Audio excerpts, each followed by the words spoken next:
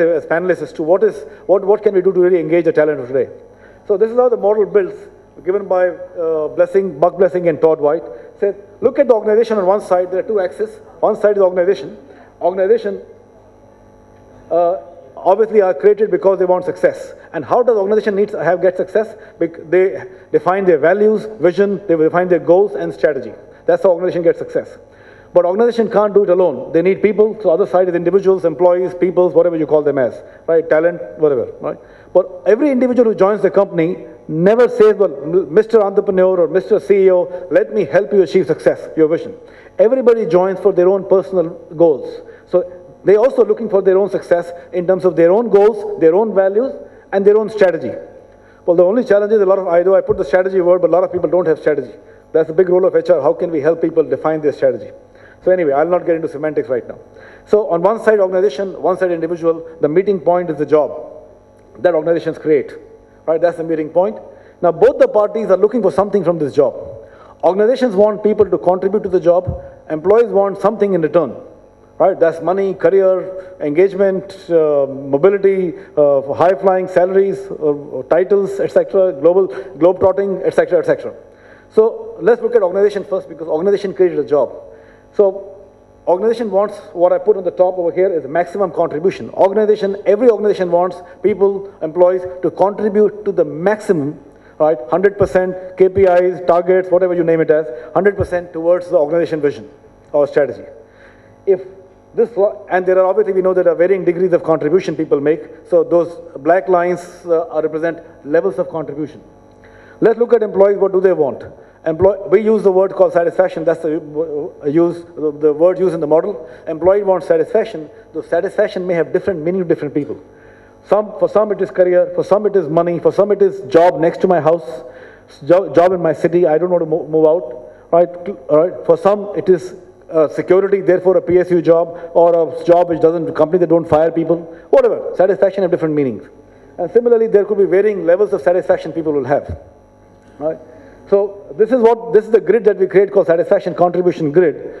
The question is, which is the ideal place for people to be on this grid? Right? Before I come to that, let me just give you 2-3 cases in scenario. Right? Look at this employee over here on the green, the pin up in the green. Somebody with high level of satisfaction but low level of contribution. Right? Another one in the middle, somewhere in the middle, high average satisfaction, average contribution.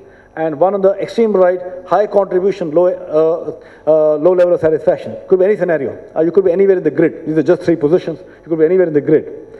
The ideal position for every employee is to be obviously right at the apex, right there, right? Which is what Buck Blessing and Todd White called as engagement. That if you want people to be engaged, really, and that's the definition they gave, they need to be enthused and in gear. Now, one was a psychologist, I said, and one was an engineer. So the psychologist says people must be enthused. They must be enthusiastic about coming to work every day morning, right? Not wait for a Friday evening to happen and okay, weekend. They must be enthused. And the engineer said they must be in gear, right? Organization is a large gear, and every employee is a small spoke with a small gear, which has to move the large gear. So how do employees be enthused and in gear? So therefore my question, and we've got to go get people up there. Therefore my question to the panelists, right? What role does HR play? Because most often HR is told employee motivation kam hai, engagement kam hai, kuch karo. Hamare yahan kuch log chhod ke ja rahe hain, motivation kam hai. Standard things that you hear from CEOs and business leaders, people are not motivated. HR is not doing anything. Right? So what role does HR play to facilitate the higher levels of talent engagement wherein employees are enthused and in gear? So who wants to take the question? Dipayan? So I think one of the things to understand is the changing landscape, right?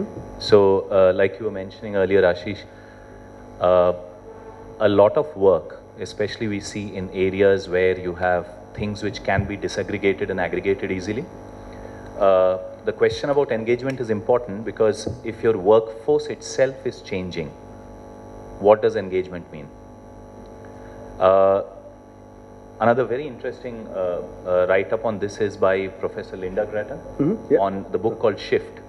And she says that the whole workforce itself, research shows it's changing. What are some of the big companies doing today? Like Ashish talked about Apple. They're taking work, you're disaggregating them, you're sending them out to people, individuals, And these are star developers. They don't want to work for a company. Yep. They don't want to be employed. They don't want a contract. They do a work, they get paid, they go off hiking. Right? Yep. These are realities today. They don't want to be employed in a 9-to-5 job. I'll work when I choose to, I won't work when I choose not to. That work is going to them. They do the work, send it back. There are aggregators pulling this work back up and going back to the client. Now that's a reality. In our typical mindset, we would say engagement means there's an office with 500 people, they come to work every day. Therefore, engagement means we'll call them into a room, we'll have coffee, we'll ask them, how do you feel? That opportunity is not there anymore. Have some fun and games. Right? So fun and games, you can't when you have 1,000 people sitting in 50 cities. So the landscape itself is changing, so we'll have to rethink what engagement means. And whether we go to this model or we go to the Gallup Q12 model, I think there are certain 2-3 essential things people look at. And those will not change. People are definitely enthused and engaged about autonomy and control. Aren't we all? Mm-hmm. Right? That has to be brought out by the organization, number one. Number two, do I have the larger picture? You were talking about it, the highest reason. Do I have the larger picture? What, I shouldn't be considered as a cog in the wheel. I have an individuality, I have something to contribute, and the company, the quote unquote, is better tell me what's the larger picture. If I am doing this, what's the purpose? So the word purpose is becoming important. Even 18-year-olds are asking, what's the purpose of this? Means, like you said, 20-year-old, your kid will say, what's the purpose? Why am I doing it? Yep. And the third piece is that engagement is not what many professors, researchers, we as HR professionals have thought about earlier, but it's about basically giving people the ability to have job satisfaction. Now, remember, job is not a 9-to-5 work. It's about what I want to do when I want to do it. And therefore the flexibility, and that's why technology plays a big part. While there are flip sides of technology, as Jacob said with social media, there are elements of social media which puts you in control. There are elements of technology which puts you in control. You wouldn't be able to share jobs, and I was talking about disaggregating work. Who are the people this work is going to? There's a single mother who has a little child who got divorced from her partner some time back, sitting at home, doesn't have enough money to put her child in child care and go to an office, which is 2 hours from her home every day. Can technology enable her to sit at home and do the work, feeling happy that she can do 3 hours every day? That's your talent pool. The talent pool is not people who are going out on LinkedIn and resumes necessarily, people with B school engineering. There's a huge talent pool out there. And we haven't enabled that talent pool enough, unfortunately. In India, you were asking about the question about mothers, right? Integrating them back into the workforce. Why is it so difficult? Because in our mind, we are not flexible enough to say, you work for 4 hours, go back home. Yep. We are not willing to take the effort as an organization to split a job into 2 jobs and enable job sharing. That's engagement. Very interesting. And we have seen that come to life in many companies. So I think we have to see it from the person's perspective, it's not about what medicine I can give this person. There's no answer, there's no right answer. Correct. There's no medicine. We have to say, what do you want? How best can I provide you that? Yeah, thank you very much. Would you? I'll just add on to just 2 things. Just look at different perspectives which is going to happen. I mean, in a couple of years from what Dipan said. Someone very rightfully said, the full-time equivalent in companies is going to remain at about 10 or 15% is what the future is going to be. It's something like, a Bollywood movie set. A director comes together, a set of actors come together, and they make a movie. Yes, it's a great hit, then they part ways. Maybe after a couple of years or a couple of months, they decide they'll make another movie together. I mean, God willing, the same set will come together, or you add new entrants to it, who will come. That's one perspective. This is what is going to be something of the work of the future is also going to be like that. I mean, as I think many of the speakers here said, you're not, you're going to have people who would like to work at their terms. They don't really want a regular contract. They'll give you a job, they get paid for it, and then they'd like to move on. And if, God willing, later you need them for their skills that they have, I'll bring them back. That's one perspective. The other perspective, larger, big companies like, you name any Fortune 500 or larger multinational, what they're doing is, younger generations are thrown into the deep right at a very young age, basically saying, find your nasha. That's what.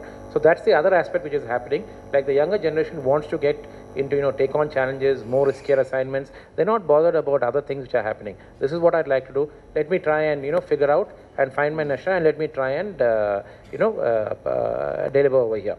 Now, the other thing what is also happening is companies are realizing that no longer saying one policy like 9 to 5 is your clock in, clock out time. These are the set of policies that you'll be bound by. There is a hell of a lot of customization happening, and there's a hell of a lot of what I would say ability to make differentiated policies, processes for different sectors of your workforce and subsections. So these are the three things which are happening, and it's going to be a reality even for all of us. After some time, you have many people who come and say, I'm not really interested in this 9 to 5 job. I would like to do something else. Can I work part-time?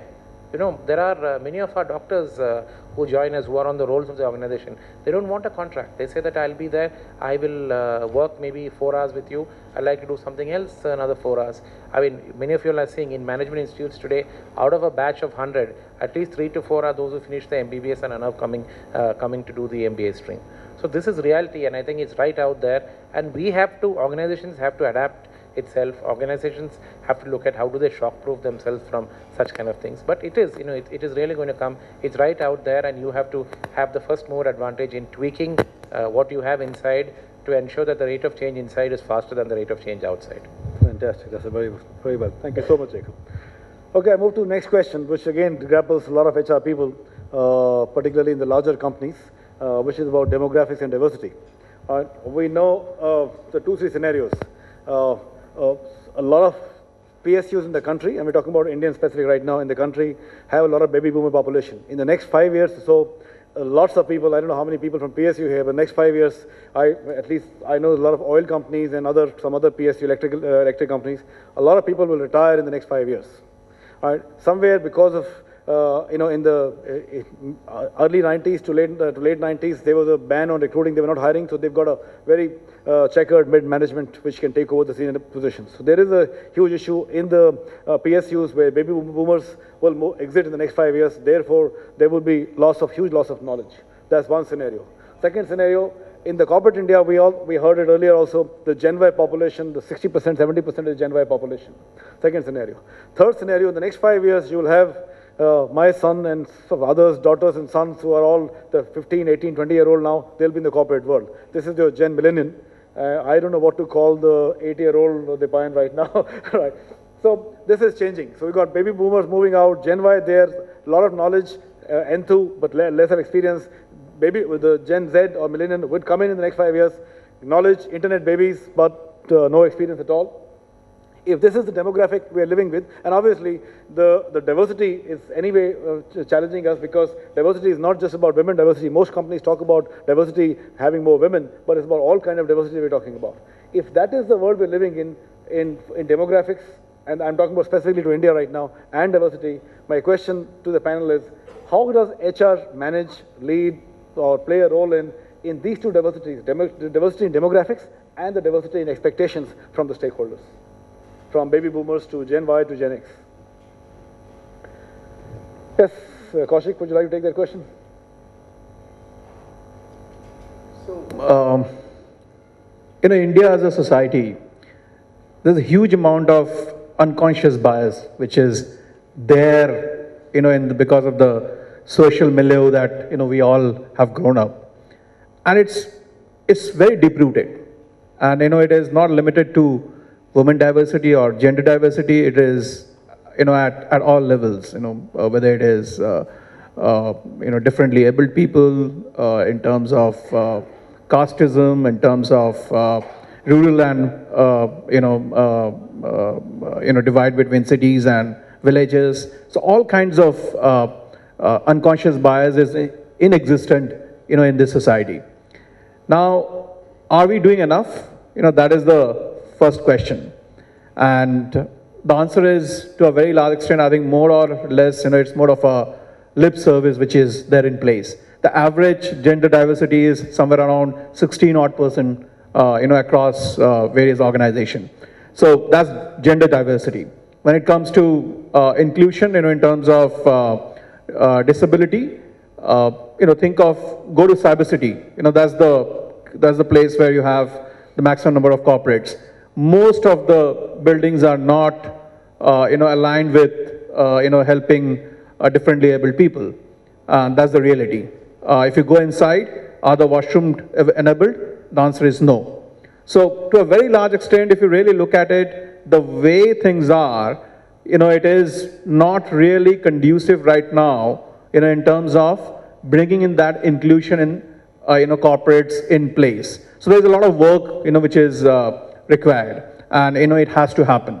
So as an organization, I think that's something which every organization need to be conscious about, and, there's a huge amount of work which has to happen.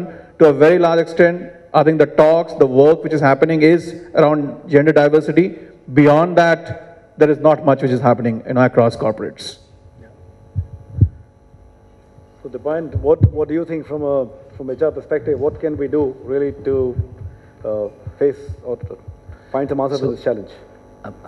I think Kaushik rightly pointed out, and we see that in cybersecurity in Gurgaon every day. Means it's surprising how so many people, I think the last I heard is about 5.5 lakh people come to that place every day, right? In those 10, 12 DLF buildings, and how poor we are in the infrastructure. Having said that, I think the biggest barrier here, whether it's a recruiting manager, whether it's a boss, is all between the 2 ears. It's all in our minds. How many of us are willing to forget gender, forget caste, creed, all of that? How many of us are willing to even give space to people who think differently than we do? Very interesting. Right? We don't. And in some form, the gender, the color, the caste and all, they are more physical manifestations. It's easier to discriminate. You have a justification in your mind to say, there is a reason for me to just discriminate, and your mind justifies that and you behave accordingly. And we've been brought up that way, right? While we keep on saying that India is a very diverse nation, we have been brought up, if you think back of what you were told when you're growing up, etc. Even things like, is bacche ke sath mat khelna, wo acha nahi hai. What does it mean? Right? Don't play with that guy. Don't talk to him. So it has always been don't do this. There's nothing saying go figure it out for yourself. Right? So I think a big part of it and a big challenge, even if HR pushes the agenda saying, look at mothers coming back from maternity. If the cultural change and the mind shift in the organization is not made through interventions, through sensitivity programs, through actually showing business benefits, your hiring managers, whether it be me, if I'm hiring in HR or somebody on the line, you're going to find ways to exclude people. Because people most likely want to work with people they are looking for, sometimes prototypes, and therefore even leaders you would have heard in many cases say that I try to build a diverse team. I try to look for people who have strengths that I don't have, but those leaders are very few. So I think the physical bit is important, and I think corporates can do a bit. They can put pressure on the government. That is a big part. When you go to Europe, US, you will see how that helps a normal person with differentiated ability to live a normal life. Whereas here they feel left out, right? The other bit is in our minds, and that's for all of us here, including myself. Yeah. Greater or smaller extent, I don't know. Start with ourselves. That's a damn good point. I'm going to go fast forward a bit in the interest of time. I'm just told by Ekta that we are a little behind schedule, so I'm going to move to the next question. This question we covered. I'm going to skip this. Data analytics, and I know some of you are probably working on that, and I met somebody who's talked about analytics just now. So this is we talked in technology a bit of it, but this is becoming obviously one of the bane or pain or boon, whichever way you take it, as from HR perspective. Right? HR is gradually moving to datafication of HR, and a lot of decisions are data-driven rather than gut feel, which used to be. So I'm going to skip this question, move to the next one, which is a very interesting question, and I think some clarity there will be essential, which is the HR business partner. Right? I've seen almost all large companies, HR is very well, and a lot of HR managers talk about we are very well structured. We've got HR business partners, right? But I think the myth about HR business partner role is we need to resolve that, if that's okay by you, in the next few minutes. So therefore, I'm going to just go to the question straight. We're talking about business, so I'll get to the question. In the changing landscape that we are, where everybody's talking business, mindsets are changing, competition, price, wars, all kinds of stuff is happening. What is the role of HR business partner really?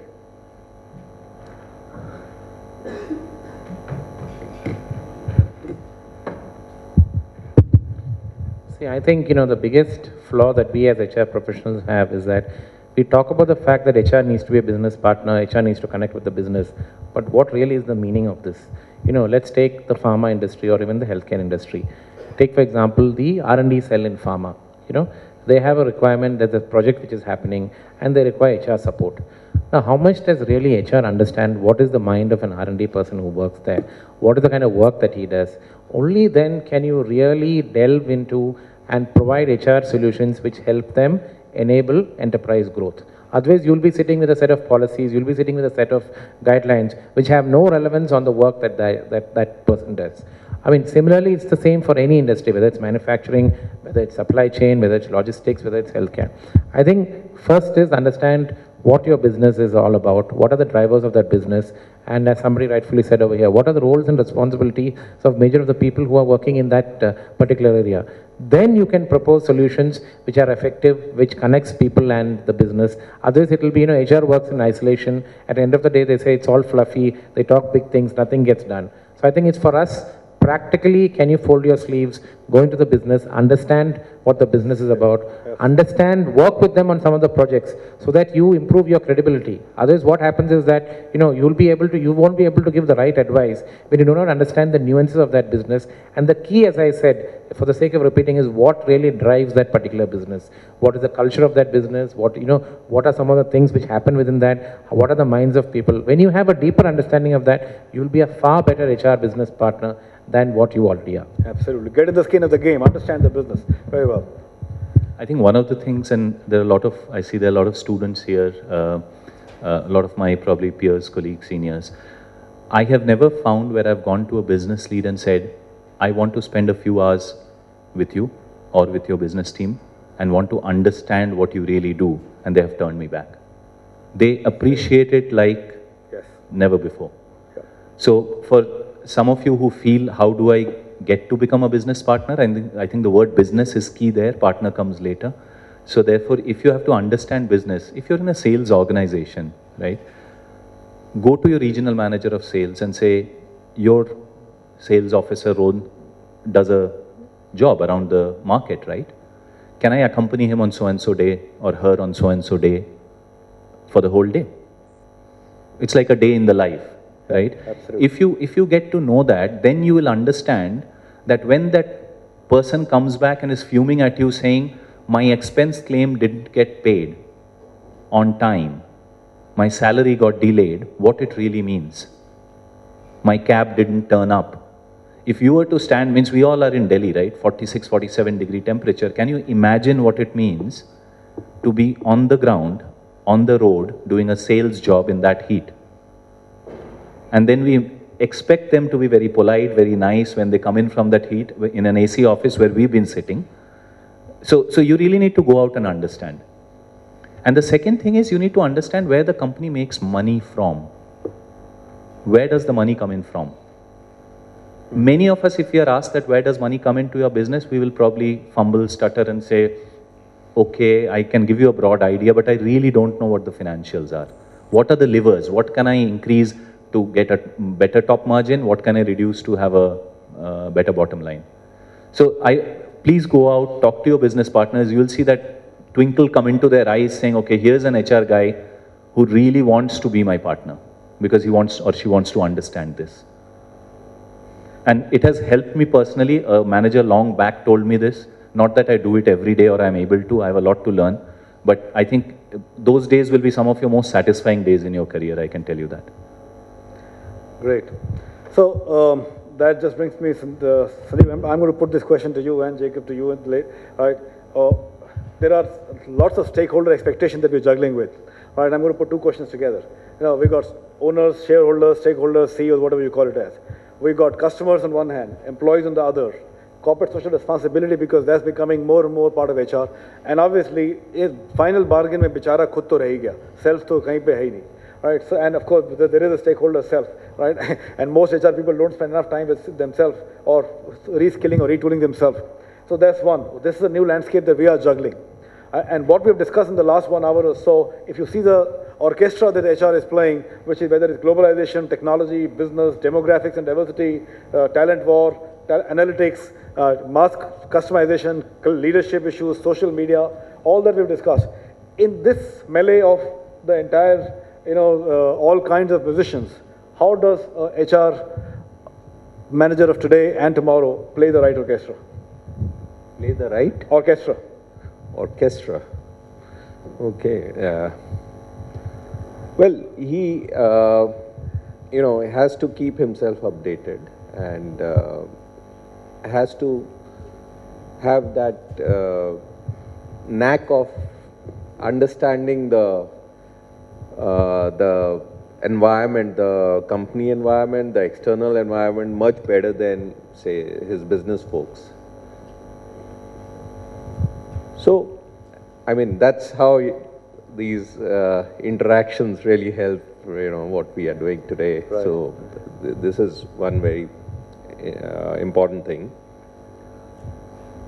Also, basically understanding and anticipating the future, what earlier Dipayan said, okay. And we need to be out in the markets, see which way things are going, and forecast according to the emerging scenario. So that's how we got to plan, implement, and it's a very dynamic world. I mean, a couple of years back, a company like Samsung was focusing on consumer electronics. Last 5 years, whole paradigm shift.